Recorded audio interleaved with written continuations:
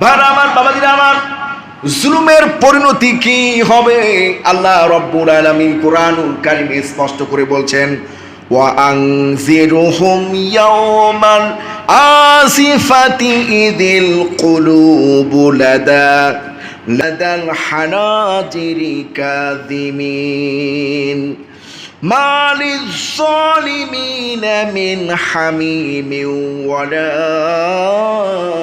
শাফিঈন Yuta. মহান আল্লাহ রব্বুল আলামিন বলছেন, যারা পৃথিবীর বুকে জালিমকারী হবে, পৃথিবীর বুকে জুলুম করবে, তাদের পরিণতি কি হবে শোনো। জালিমদের কোনো বন্ধু থাকবে না। জালিমদের কোনো কি থাকবে না? হয়তো চুক্তি থাকবে যে ভাই বিপদে পড়লে থাকবো, কিন্তু যেই দেখবে জালিমরে মাটির সাথে মিশায় দেওয়া হচ্ছে, তখন বলবে ভাই এখন ডোন্ট ডিস্টার্ব মি, আমি পরে দেখা করব। কি ইসরায়েল অবস্থা তাই হচ্ছে না? আমেরিকার এত গর্জন তর্জন, আমেরিকা কিন্তু এখনো পর্যন্ত একটা গুলিও চালায় না। জাহাজ টাহাজ পাঠাইছে, ওটা ওই পর্যন্তই দেখবেন, ওটা আর সামনে আগাবে না। কারণ বিভিন্ন দেশের থেকে অলরেডি হুমকি হয়ে গেছে, যদি আমেরিকা সামনে অগ্রসর হয় তাহলে চীন রাশিয়া ছেড়ে কথা বলবে না। তৃতীয় বিশ্বযুদ্ধের সূচনা হয়ে যাবে, আর এই যুদ্ধে আমেরিকার শোচনীয় পরাজয় হবে। এটা আমেরিকা ভালো করে জানে, কারণ চীন রাশিয়া এবং ইরান যা অর্জন করে ফেলছে তাই আমেরিকায় নাই। তাই আমেরিকায় একদম মাটির সাথে মিশাই দেওয়া হবে আমেরিকাকে। এই জন্য আমেরিকা যতই তর্জন গর্জন করুক, ওই জালিমদের সহযোগী আমেরিকা হবে না, হবে না। তার প্রমাণ আপনারা দেখবেন ইনশাআল্লাহ। বলি ইনশাআল্লাহ। সে কথাই আল্লাহ পাক বলছেন, জালিমদের কোনো বন্ধু নাই, জালিমদের কোনো সুপারিশকারী নাই, আর তাদের জন্য কোনো সুপারিশ আল্লাহর কাছে গ্রহণ করা হবে না। সূরা মুমিন আয়াত 18। সূরা মুমিন আয়াত 18 স্পষ্ট কথা। কার কথা? এই জালিমরা পৃথিবীর উপরে যারা জুলুম করবে, তাদের আখিরাতেও কোনো বন্ধু থাকবে না, দুনিয়ার মুখেও সেই একেবারে পাশে থেকে শেষ পর যখন জালিমের 16 কলা পূর্ণ হয়ে যাবে, পাপের ঘটা কি বলে পূর্ণ হয়ে যাবে, তখন তাদের পাশে আর কেউ, সেটা কিন্তু পূর্ণ হয়ে গেছে। বিশ্বনবীর ভবিষ্যৎবাণী, ইহুদি রাষ্ট্র যেখানে কায়েম হবে, সেই রাষ্ট্র 80 বছর টিকবে। কয় বছর?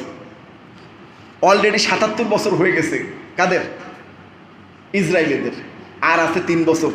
তো 3 বছরের আগেই তো দেখছি যে অর্ধেক ক্লিয়ার হয়ে গেছে। এখন আর ইসরায়েলে মাথা উঁচু করা বিল্ডিং আর দেখা যায় না, সব ভাঙাচোরা। সব কি ভাঙাচোরা? একটা ঝলক আমরা দেখছি। রাসূলুল্লাহ যা বলেছেন, কুরআনের কপ মিস হতে পারে, রাসূলুল্লাহর কোনো ভবিষ্যৎবাণী মিস হবে না। এটা হতেই হবে।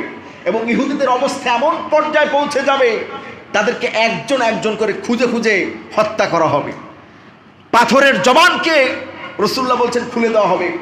কোনো ইহুদি যদি পাথরের গোড়ায় লুকায় থাকে, পাথর বলবে আমার পাশে একটা ইহুদি আছে, এটার হত্যা করো।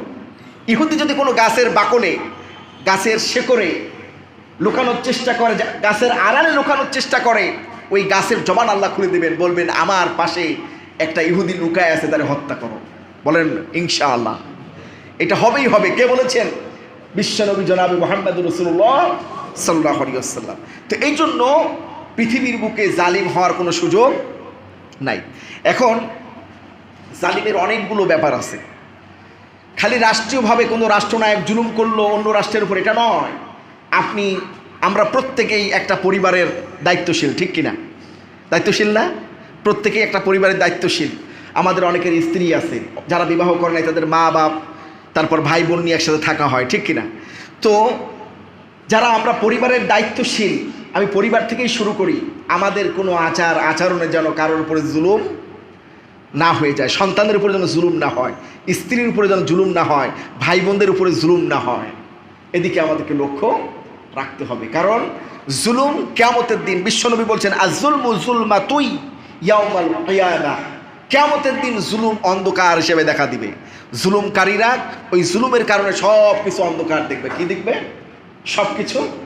এই জন্য কারোর উপরে জুলুম করা, স্ত্রীর হক যথাযথভাবে আদায় করা, সন্তানের হক আদায় করা, পাড়া প্রতিবেশীর হক আদায় করা, প্রতিবেশীর হক আদায় করা, আপনার আচরণের কারণের জন্য আপনার মা বাপ কষ্ট না পায়, তাদের উপরে জুলুম না হয়ে যায়, সন্তান যেন কষ্ট না পায়, স্ত্রী যেন কষ্ট না পায়, প্রতিবেশীর আইন যেন আপনি না ঠেলেন, আপনার ময়লার ঝুড়িটা যেন পাশের বাড়ির দেয়াল টপকায় যেন তার বাড়ির ভিতরে ঢুকে না যায়, এটাও কিন্তু জুলুম। এটা কি জুলুম? আপনার টিনের চালের পানি অন্যের ঘর অন্যের সীমানার মধ্যে পড়ে, এটাও কি জুলুম। আপনার গাছের ডালে অন্য বাড়ির টিনের চাল ক্ষতিগ্রস্ত হচ্ছে, এটাও কি জুলুম। এই জন্য সতর্ক থাকতে হবে। যারা ইমানদার তারা খুঁটিনাটি সমস্ত বিষয়ে সতর্ক থাকে, খুঁটিনাটি সতর্ক বিষয়ে সমস্ত বিষয়ে তারা সতর্ক থাকে। এই জন্য কোনোভাবে জুলুম করা যাবে কি, জুলুম করার কোনো সুযোগ নাই। যেখানে আল্লাহ পাক আপনার উপরে জুলুম করেন নাই, আল্লাহ পৃথিবীবাসীর উপরে জুলুম করেন নাই। কোরআনে স্পষ্ট আয়াত আছে না, মহান রব বলছেন, আমি কোনো মানুষের উপরে স্বার্থের সামর্থ্যের অধিক কোনো দায়িত্ব আমি চাপিয়ে দেই না। যার যতটুকুন দায়িত্ব আছে সে ওই দায়িত্বটুকুন পালন করতে সামর্থ্য রাখে।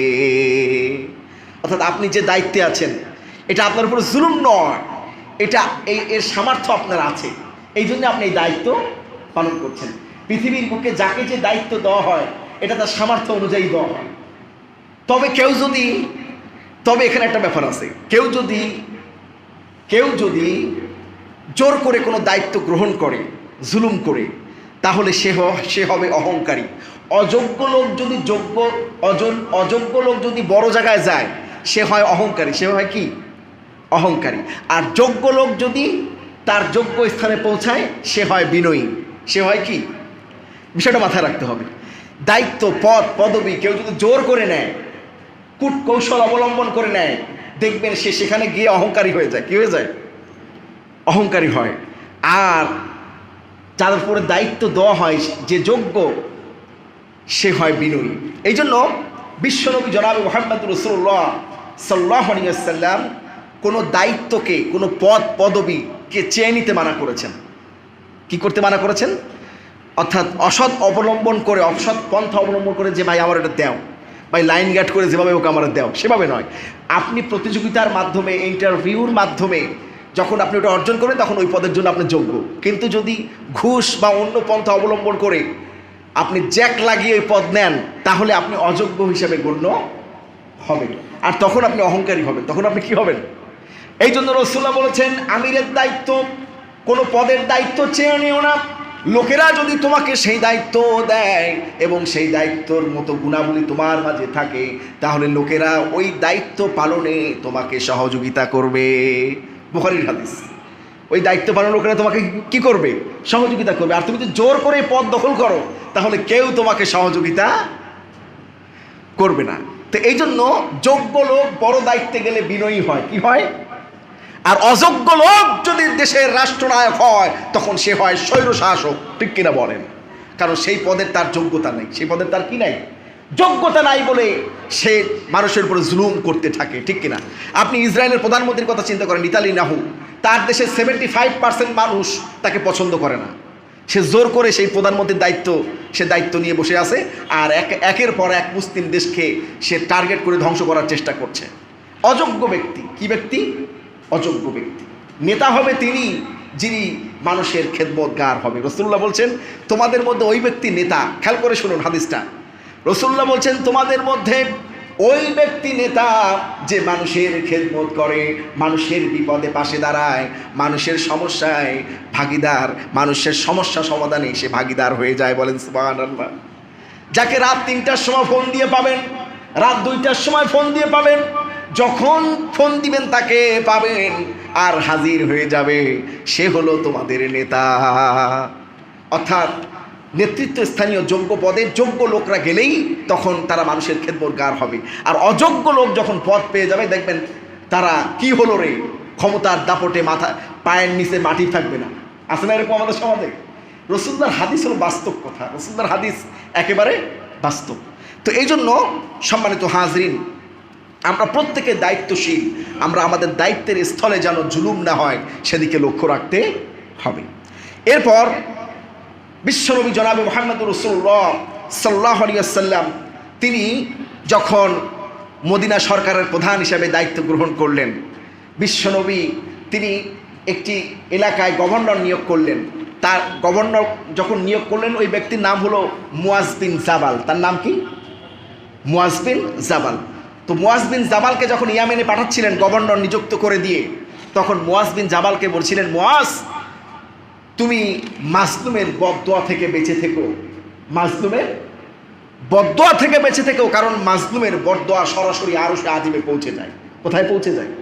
তুমি রাষ্ট্রনায়ক হয়েছো, একটি এলাকার দায়িত্ব গ্রহণ করেছো, গভর্নর হয়েছো, মুখ্যমন্ত্রী হয়েছো, ওই অঞ্চলের নির্বাহী দায়িত্ব তোমার হাতে থাকবে। তুমি যেন ওই এলাকা পরিচালনা করার সময় কারোর উপরে জুলুম যেন না হয়, কোনো মাজলুম যেন তোমাকে বদদোয়া না দিয়ে ফেলে। কে বলছেন? বিশ্বনবী জনাবে মুহাম্মদুর রাসূলুল্লাহ সাল্লাল্লাহু আলাইহি ওয়াসাল্লাম। এই জন্য ভাইরা আমার, আমরা প্রত্যেকেই দায়িত্বশীল, আমাদের আচরণে যেন জুলুমের প্রতিচ্ছবি ফুটে না ওঠে, সেদিকে লক্ষ্য রাখতে হবে। মনে থাকবে তো ইনশাআল্লাহ? ভাইরা আমার, বিশ্বনবী জনাবে মুহাম্মদুর রাসূলুল্লাহ সাল্লাল্লাহু আলাইহি ওয়াসাল্লাম বলছেন, তিনজনের বদদোয়া একেবারে সরাসরি আরশে আজিমে চলে যায়। কয়জনের? তিনজনের। এক নম্বর হলো মাজলুম। এক নম্বর কি? মাজলুম। ভাইরা আমার, মাসখানেক আগে এখনো পর্যন্ত ইসরায়েলেরা মরতেছে, দুনিয়ার মরা মরতেছে, কুকুরের মতো মরছে ইসরায়েলেরা। এখনো পর্যন্ত তারা গাজায় হামলা বন্ধ করেনি। ভাইরা আমার, ছোট ছোট বাচ্চা যারা একটু নেট চালান, দেখেন আপনারা ভালো ভালো সাইটগুলো লাইক দিয়ে রাখবেন, তাহলে অনেক তথ্য পাবেন। রাত 3টার সময় আল জাজিরার একটা সাংবাদিক 3 বছরের একটা বাচ্চারা ধরছে, বাবা তুমি এই রাত 3টার সময় গাজার অলিতে গলিতে ঘুরে বেড়াচ্ছ। ও তো ভালো কথা বলতে পারে না, ও বলে মাও নাই, বলে বাবা নেই, মাও নেই, এতিম। রাত 3টার সময় একটা বাচ্চার খোঁজ নেওয়ার কেউ নাই, মা নাই, বাপ নাই, কেউ নাই, কে কার খোঁজ নেবে? ভাইরা আমার, বিল্ডিং গুলো সব গুড়িয়ে দিল। আল্লাহ পাক দেখেন, আল্লাহ ছাড় দেন, ছেড়ে দেন না। আজকে ইসরায়েলের অবস্থা দেখেন, ইসরায়েল এখন দ্বিতীয় গাজা। ইসরায়েল এখন কি? দ্বিতীয় গাজা। ইনশাআল্লাহ ইসরায়েলকে মাটির সাথে মিশিয়ে দেওয়া হবে, বলে ইনশাআল্লাহ। আল্লাহ পাক ছাড় দেন, ছেড়ে দেন না। ইন্না বাদশা রব্বিকা লা শাদীদ। আল্লাহর ধরপাকড় অত্যন্ত কঠিন। আল্লাহ ধরপাকড় কি? আল্লাহ যখন ধরবে তখন পানি খাওয়ার টাইম পাবে না জালিমরা, ঠিক কিনা বলেন? আল্লাহ যখন ধরবে ভাত খাওয়ার টাইম পাবে না, ঠিক কিনা বলেন? এটা কে বলেছে? আল্লাহ। ইন্না বাদশা রব্বিকা লা শাদীদ। আল্লাহ পাক ধরপাকড় অত্যন্ত কঠিন। দুনিয়ার মুখে যারা জুলুম করবে, আল্লাহ পাক এইভাবে তাদেরকে পাকড়াও করবেন।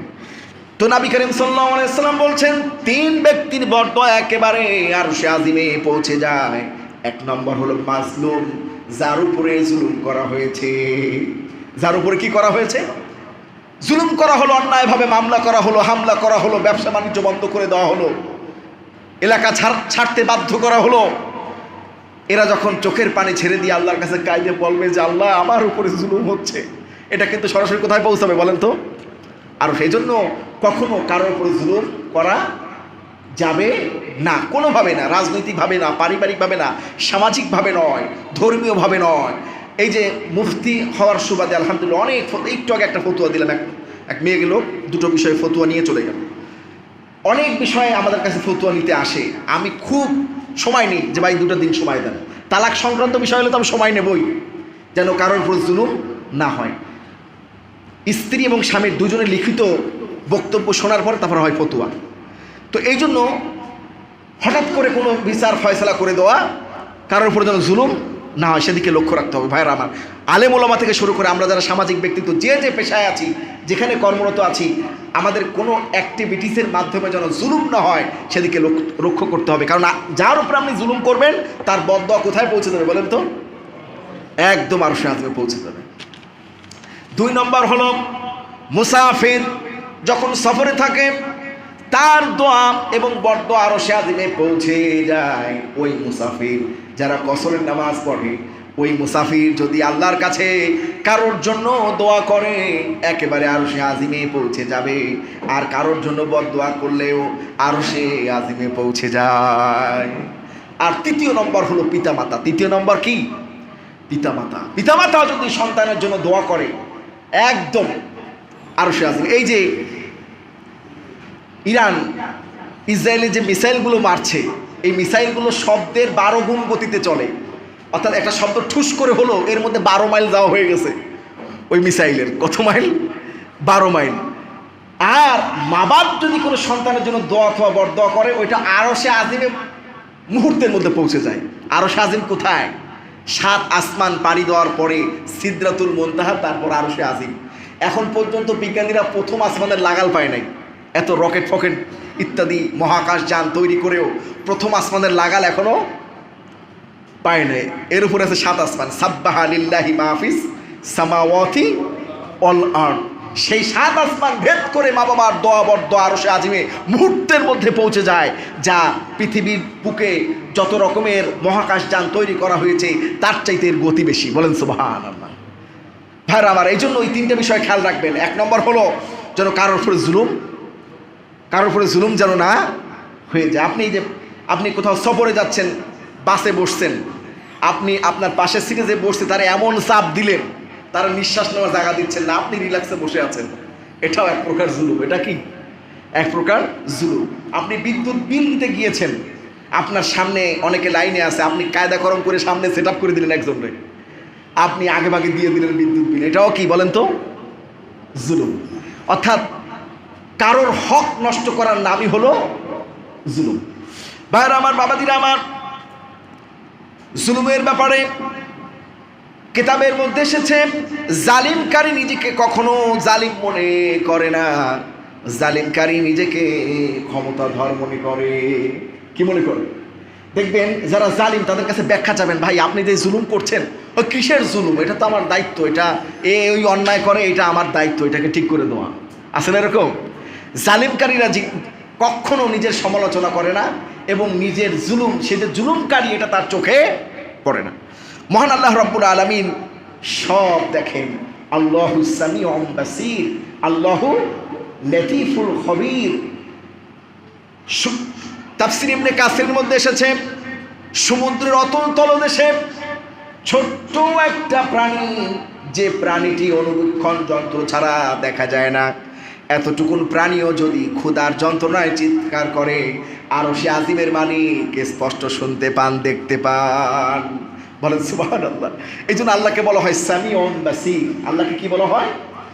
সামিউন বাসীর। শুধু তাই নয়, আল্লাহকে বলা হয় বিযাতিস সুদূর। কি বলা হয়? বিযাতিস সুদূর।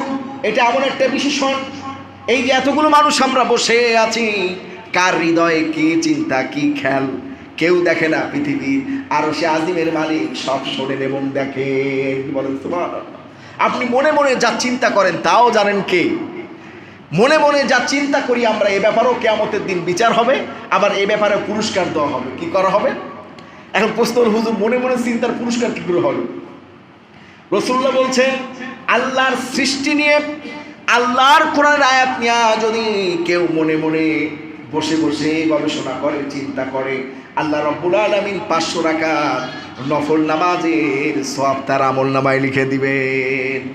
মনে মনে আপনি বসে আছেন, খালি চোখ দিয়ে দেখছেন, অথবা আল্লাহর সৃষ্টিকে এভাবে ঘুরায় ঘুরে, কত সুন্দর আল্লাহর সৃষ্টি। আম গাছে কখনো জাম হয় না, আম গাছের পাতা আম গাছের মতনই, জাম গাছের পাতা জাম গাছের মতনই। আল্লাহ একটা সিস্টেমের মাধ্যমে গোটা বিশ্বকে নিয়ন্ত্রণ করছেন। আল্লাহর সৃষ্টি দিকে দেখে যখন আল্লাহকে চেনার চেষ্টা করবেন, আপনার আমলনামায় সারাদিন রোজা রাখা আর সারা রাত তাহাজ্জুদের নামাজের সব আমলনামায় আল্লাহ লিখে দেবেন। বলেন সুবহানাল্লাহ। এই জন্য আল্লাহকে বলা হয় বিযাতিস সুদূর। চিন্তা করছেন, এই চিন্তার মধ্যে আল্লাহ সওয়াব দান করবেন। আবার মনে মনে চিন্তা করছেন, ওরে অপদস্থ করার দরকার, ওইটাকে লাঞ্ছিত করার দরকার, ওইটাকে খুন করার দরকার, ওইটাকে ব্রেন এন্ড মাইন্ড দেওয়ার দরকার, এরকম চিন্তাধারা করবে, তাদেরও আমলনামায় কি লেখা হবে বলুন তো? গুনাহ লেখা হতে থাকবে। এই জন্য আল্লাহ পাক সব দেখেন, আল্লাহর দৃষ্টিকে এড়ানোর কোনো সুযোগ। দুটো আয়াতের তাফসীর ছোট্ট করে আমি বলছি। সূরাতুল জিলজালে আল্লাহ পাক বলছেন, ফামান ইয়ামাল মিসকালা যাররাতিন খায়রান ইয়ারা ওয়া মান ইয়ামাল মিসকালা যাররাতিন শাররান ইয়ারা। বলেন আল্লাহু আকবার। মহান রব বলছেন, অনুপরিমাণ ভালো কাজ যদি তুমি করো, আমি আরশে আজিমের মালিক স্পষ্ট দেখি, এর ফল কিয়ামতের দিন আমি তোমাকে দান করব। আর অনুপরিমাণ খারাপ কাজ যদি করো, তাও লিপিবদ্ধ করা হচ্ছে, তাও রেকর্ড করা হচ্ছে, কিয়ামতের দিন এর ফল দেওয়া হবে। অনুপরিমাণ, এর ব্যাখ্যায় আসছে অণু পরমাণু। আপনারা তো বোঝেন যে একটা বালু কণাকে 70টা খণ্ড করলে অণু হয়। কি হয়? যা সাধারণ চোখে দেখা যাবে না, অনুবীক্ষণ যন্ত্র দিয়ে দেখা লাগবে। এই পরিমাণ ভালো কাজ যদি করেন তাও আপনাকে পুরস্কৃত করা হবে, আর এই পরিমাণ খারাপ কাজ করলেও তিরস্কৃত করা হবে, আসামি বানানো হবে। এই জন্য ভাইয়েরা আমার, মুমিন মুসলমান সবসময় কথা চিন্তা করে যেন আমার কোনো পদক্ষেপে, আমার কোনো কাজে যেন কোনো জুলুম না হয়, কোনো অন্যায় না হয়, কোনো গুনাহ না হয়। ঠিক কিনা বলেন? এই জন্য ভাইয়েরা আমার, আল্লাহ রাব্বুল আলামিন জুলুমকারীদেরকে সুযোগ দেন, জুলুমকারীদেরকে আল্লাহ রাব্বুল আলামিন হায়াতে তৈয়বা দান করেন, যাতে করে তারা শুধরে নিতে পারে, যাতে করে তারা কি করতে পারে, নিজেকে শুধরে নিতে পারে। আল্লাহ পাক সূরা বাকারার মধ্যে বলছেন, আমিনান নাসি মান ইয়াকুলু আমান্না বিল্লাহি ওয়া বিল ইয়াউমিল আখিরি ওয়া মা হুম বিমুমিনিন ইখাদিউনা আল্লাহ ওয়াল্লাযীনা আমানু ওয়া মা ইয়াখদাউনা ইল্লা আনফুসাহুম ওয়া মা ইয়াশউরুন ফি কুলুবিহিম মারাদুন ফাযাদাহুমুল্লাহু মারাদা ওয়া লাহুম আযাবুন আলীম বিমা কানু ইয়াকসিবুন। মহান রব বলছেন, মানুষের মধ্যে এমন কিছু মানুষ আছে যারা বলে আমরা আল্লাহর উপরে ঈমান এনেছি, আমরা আখিরাতের উপরে ঈমান এনেছি। আল্লাহ পাক বলেন, ওমা হুম বিমুমিনিন, তারা মুমিন নয়, তারা মুমিন নয়, তারা আল্লাহকে ধোঁকা দিতে চায়, তারা মুমিন বান্দাদেরকে ধোঁকা দিতে চায়, তারা নিজেরা যে ধোঁকায় পড়ে আছে তারা তা জানে না। আর আল্লাহ রাব্বুল আলামিন তাদেরকে সুযোগ দেন ভালো হওয়ার জন্য, হায়াতে তৈয়বা দান করেন, সচ্ছলতা দান করেন, কিন্তু তারা সেই সুযোগকে কাজে না লাগিয়ে আরও বেশি অপরাধ করতে থাকে। এর কারণ হলো তাদের অন্তঃকরণে রয়েছে ব্যাধি। কি রয়েছে? ব্যাধি। তাদের সমস্যাটা হলো কলবের মধ্যে। কোথায়? কলবের মধ্যে। আল্লাহ পাক সুযোগ দেন, কিন্তু সুযোগকে আরও খারাপ কাজে লাগান।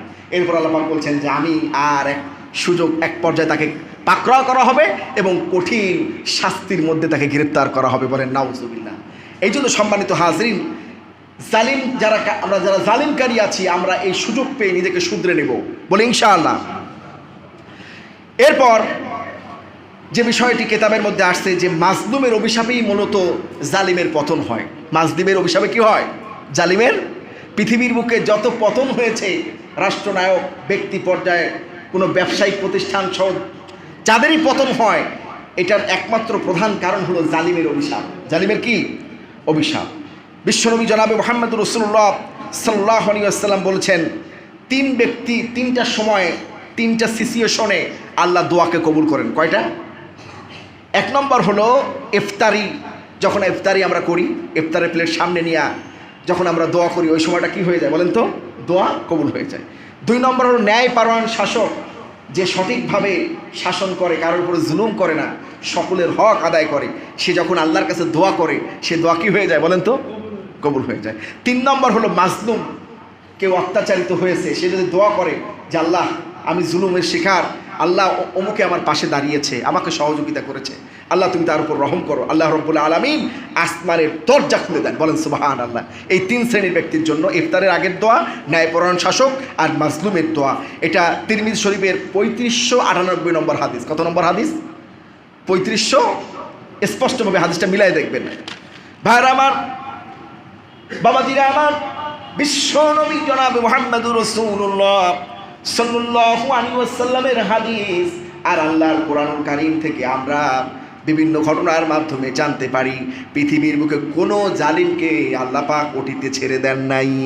অতীতে ছেড়ে দেন নাই। ফেরাউনকে আল্লাহ ছাড়েন নাই, নমরুদকে আল্লাহ পাক ছাড়েন নাই, হামানকে ছাড়েন নাই, সাদ্দাতকে ছাড়েন নাই, নেতানিয়াহুকেও ছাড়বে না, ট্রাম্পকেও আল্লাহ পাক ছাড়বে না।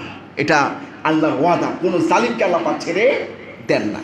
এরপর দেখেন, আপনারা জালিমদের পরিণতির দিকে খেয়াল করে দেখেন।